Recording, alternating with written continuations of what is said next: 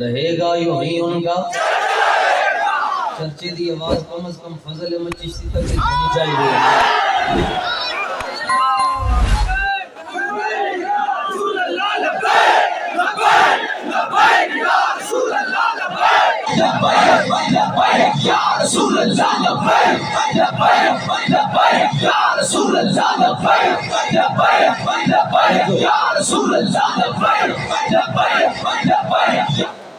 جس کو لبیک سے تکلیف ہے انشاءاللہ اس کی تکلیف میں ہم اضافہ کریں گے.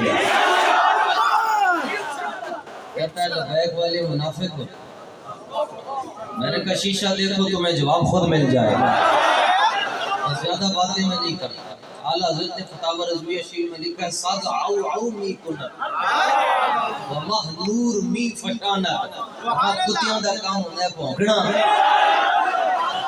کتے جنہ مرضی بھونک لون او جڑا چند چمک رہا ہے وہ دی چمک دے اندر کوئی کمی تو نہیں نہ کر سکتا. گیدڑ کو جب موت آتی ہے تو وہ شہر کا رخ کرتا ہے. تو جب کسی نے مرنا ہوتا ہے, جب کسی نے ذلت سمیٹنی ہوتی ہے تو وہ لبیک کی جو شہد کی مکھیاں ہیں ان کے چھتوں کو چھیڑنے کی کوشش کرتا ہے.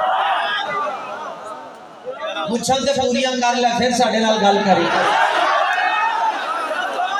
امینے والے سنت نے عزت دی ہے تو تمہیں راس نہیں آئی پھوکرے کھاتے پھرو گے ان کے در پر پڑ رہو. لوگ کہتے ہیں جی اس نے بابا جی کے جنازے پر بھی کہا تھا نہیں جانا. صحیح کیا سی انہوں پتا سی جنہیں جانے انہیں بخشیا جانا ہے.